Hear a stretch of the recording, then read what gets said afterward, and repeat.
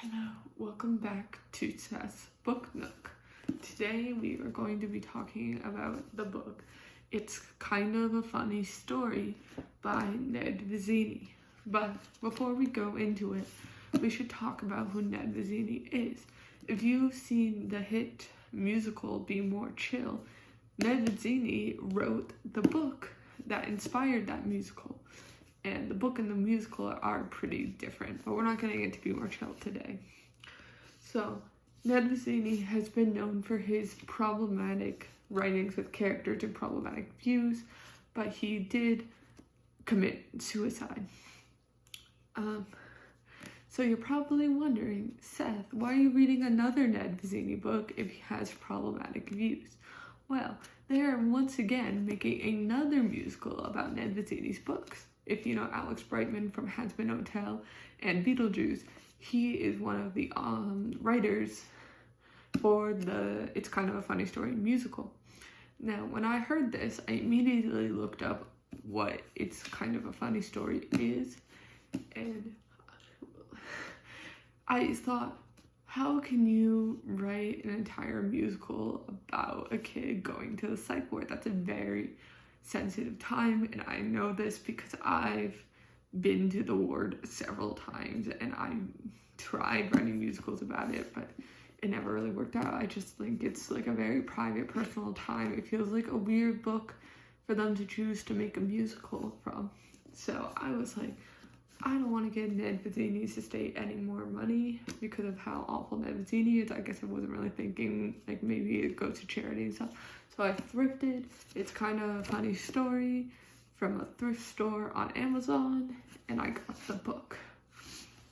So I read the first 2 chapters, and then I realized it was a little bit triggering for me because being in the hospital mental health is a lot for me to talk about. So I read the first 2 chapters, and then we got that huge snowstorm where I am, and I had no Wi-Fi for like a day and a half. So I read this book in basically 2 days. And I didn't hate it as much as I thought it would be. When I was advertised this book, when I searched it up, it said it was about a 15-year-old sex addict. But when I read the book, I didn't think he was a sex addict. I think he was just a normally horny teenager. Like, teenagers are horny. I've been a teenager, you've probably been a teenager.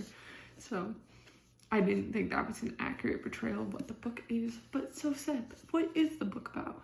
So it's about this kid named Craig, and he gets into a really prestigious prep school. I forget the whole name, it's long. And he starts to figure out, hey, I have depression. So he goes to see a psychiatrist and a therapist. And then one night, I'm just like briefly running through the most important plot points of it. There is spoilers, obviously. This is a book review. So yeah, one night he goes to a party, gets high with his friend, and he's starting to realize like he's not okay. And throughout the days, he decides, well, I'm a burden to everyone, basically. It's going to be a big loss on my parents, but I'm going to kill myself to take the burden off of them.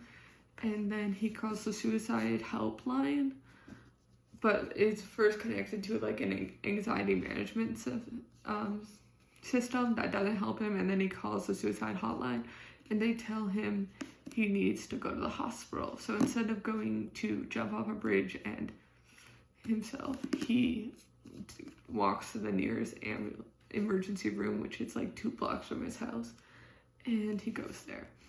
One thing that was very confusing about the book for me is they put him in with the adults because their psychiatric ward there is being renovated. Now, I don't know if it's very different in 2007 to put kids in a psychiatric ward, but when I first went, I'm pretty sure I was put with a bunch of older kids because I kept trying to fight with the younger kids. So I'm not saying it's not possible, I just think they would find another hospital for him to go to and not send him with adults. And another thing that's confusing about that is he meets another 15-year-old girl So they're just putting anyone with the adults. Then it gets to a part of the book that I find very problematic. He meets this trans girl named Jessica. She introduces herself to him as Jessica, and we are unsure if this woman is an adult or another teenager, because like I said, he meets a girl named Noelle who's 15, he's 15, but we don't know if Jessica is an adult. But she is described as a sex addict as well. And she starts flirting with the main character, Craig, who once again is 15. But we find out she's a trans woman, and when he finds out she's trans, she keeps looking at her like, oh, I can't tell she has a lead. Like, I can't tell that she's trans. Like, I was attracted to her. And then while she's flirting with him and like touching him and stuff, a staff misgenders her, and it's like, you're getting out tomorrow. Don't do this. And then later, she introduces herself to his parents as her dead name, and then she gets discharged. We never see her again after that. She just gets discharged. And while I really don't like that they represented her as a possible pedophile, because I looked it up, I did my research, I couldn't find out how old she was because she was not an important character, but I didn't like that. I was thinking, well, maybe this book is an autobiography, but I looked up when he went to the hospital, because it says in the back of the book when he went, he was 25, so he was an adult on the adult unit. There was no reason for this character to be 15 and being hit on by a trans woman. I think even if it happened, it would have been less concerning because it was happening to an adult.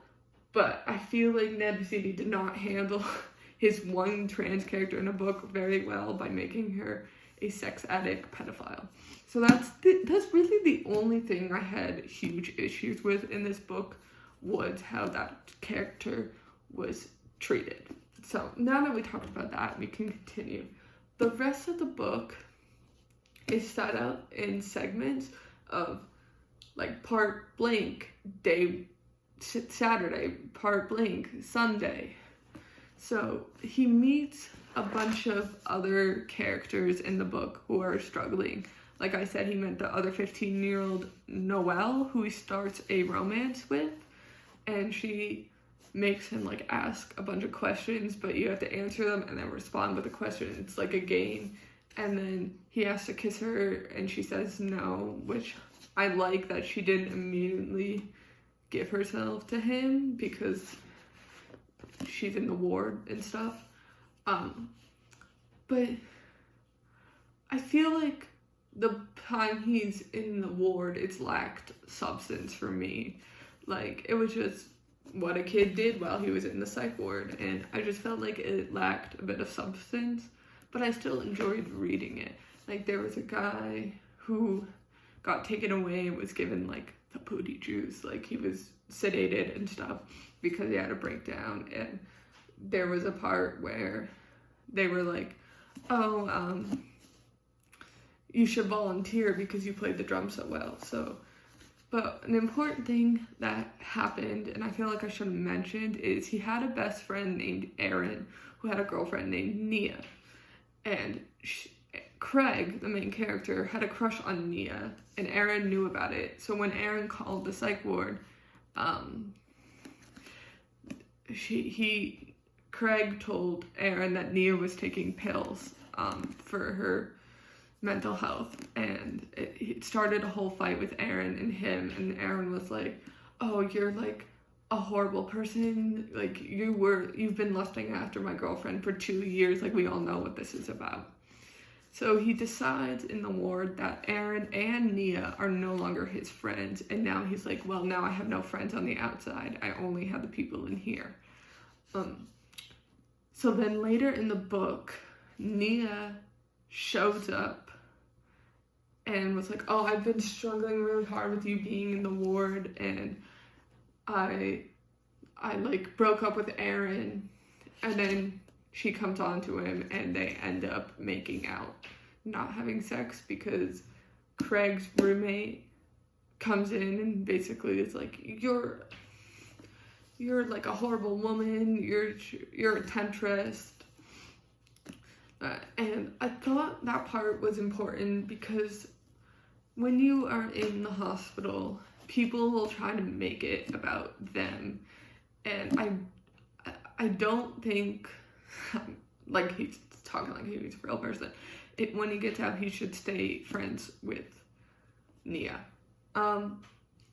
So that happens, and then he ends up talking to Noelle, and he thinks Noelle's just gonna scream and yell at him for what he did because she watched the whole thing from her room.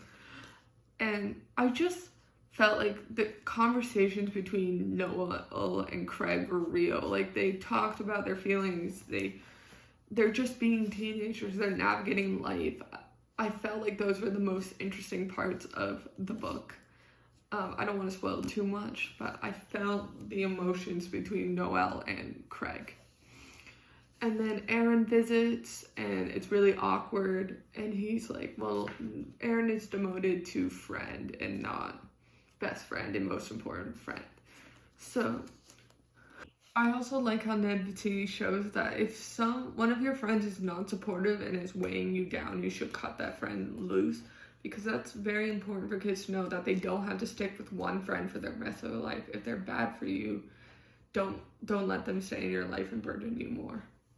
One last thing I forgot to mention, he finds that art is his strong suit and it's one of his anchors rather than a tentacle. Anchors is something that helps him, tentacles are something that holds him back. So he starts drawing these mind maps, which you can see on the cover here, where he drew maps of people's minds and maps of cities and stuff. And I felt like that was important because he was trying to make his anchors people. And as his therapist said, people change, people go away. So I'm glad that in the book they were able to, Ned Vizzini was able to find the character and anger that would be important to him. And this overall is why he chooses to transfer schools from the very late school he got into, which was his whole life, which was his whole purpose was getting into the school. I'm glad he was able to find out that it was making him struggle and that he needed to find something else. So now I'm done. What has all this rambling meant? I think this is a good book. I felt very seen by it. My younger selves have felt seen by it. I feel like someone understands me. But at the same time, I feel like it's a little lackluster, and the problem with the trans woman I mentioned, not great. So I think you should definitely buy this. I would do your research about where Ned Vizzini's money is going to before just thrifting it. But I think thrifting it is better. I got it for like $6 instead of $13 because I thrifted it. So I enjoyed the book. But that's my thoughts on it. And I really hope you guys enjoyed my ramblings. I'm sorry for not posting them for a month. It will happen again. But if you do enjoy ASMR content, I post very frequently on my ASMR channel, link down below. And check out my Linktree for any other socials. You can follow me on TikTok, Instagram, all that fun stuff. And thanks for watching. Bye.